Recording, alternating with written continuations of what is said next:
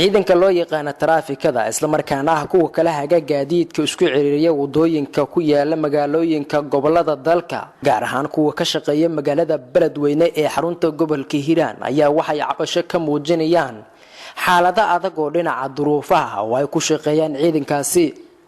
telefishinka caalamiga SAB ayaa wareysi gaar ah oo siinayay taliyaha taraafikada gobolka Hiiraan Maxamed Geedi waxa uu kaga warramay duruufaha ay ku shaqeeyaan iyo waliba sidoo kale xaaladaha ay kula tacaamulaan gaadiidka mararka qaar shilalka ku gala wadooyinka ciriiriga ah ee ku yaala magaalada Beledweyne ee gobolka Hiiraan. asiguna dhinaca kala tilmaamay in ciidamada ay ku dhawaad 4 sano ku shaqeynayeen bilaa mushaar laan isla markaana xaalada adag oo duruufaha ay ku shaqeeyaan. aniga taraafikadu alla hadda waxa shaqeynayna muddo 8 sano shaqeeyay hadda kan xidho shaqeynayna shalay ku taagay waxaan ku shaqeynayna volunteer ku shaqeynayna anagu ilaa hadda la taagay wax mushaar ma qaadan maaltaas maanta ka dhaxaydan shircad diyaar ahayna waxbaan kala hagayna haddii ay dhacdo shil haduu meel ka dhaco meel fog ka dhacdo baabuur ugu gurmana ma lahayn wax la qaadi jiray dadka marka danta laho baabuurka suuq lahaday oo iska dhacday daruuftu waa nuucaas xagga nolosha waa nuucaas waajibka aan lahaynay ummadda inaan u shaqeynayno sideedaas sano wax mushaar ma aanan arag habeen maalin waa shaqeynayno hadda kan u koreeya hadda macnaha oo kalaha u koreeya hadda oo farajada booliis ku soo waran tahay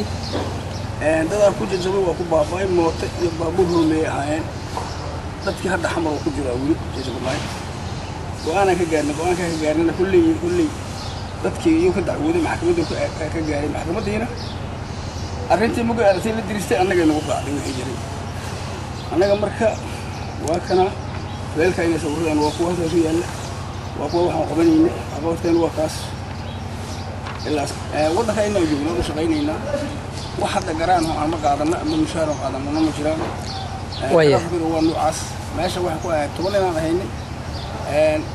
lix waa joogtaa 4 xamar ay jirtaa dariiska aniga suuqa inaan ka iibsanay noloshana horaan kaaga warramay gaadiidkana waxa waaye nimankii markaas banagaalaha ayagu isku dhaca ayaa loo yeerta baabuur in lagu qaadaan meesha ay lagu geeyaan. dhinaca kale taliyaha taraafikada Maxamed Geedi oo sii warramayay ayaa baaq u jeediyay xubnaha ka tirsan maamulka gobolka Hiiraan iyo waliba sidoo kale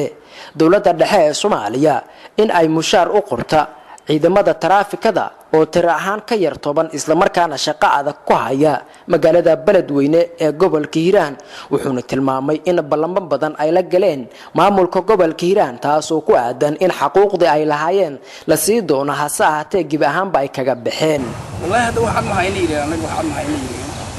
oo hadda waxa la fuliyo doona waa la yeeli doona iyo waxa wadaan waxa dheeri noo wada ma jiraan ina waa ka wada hadalnaa in waxa soo nagu dhaceen ama qabla loo ogyahay baayida inuu ogyahay waa la socdaan hadda kulli warmaxna waa baxshaanay iyo kulli wixii uu soo tagali waay ina 8 sano aan shaqeynayni una shaqeynayni dawladda tiisha shirkadda ka bilaabato xajji Maxamed ha ku xigto hadda madaxweynaha yimid wakiis dacadda in volunteer ku shaqeynay wax isqari karna ma warkayna dokumentiga ka hasanna magaalada joogna wixii dhacan fulina waa ka daba tagnaa waa ka hortagnaa saasa wax ku fulina annaga baahideena waan ogyihiin maalin kasta oo ballan qaadaan walax inoo fuliyeen ma jiraan nin kasta oo maamulo isbedela garankiisa ma iyo xukuusana ma arag. Cabdishakuur Maxamed Xasan telefishinka caalamiga SAB TV Beledweyne.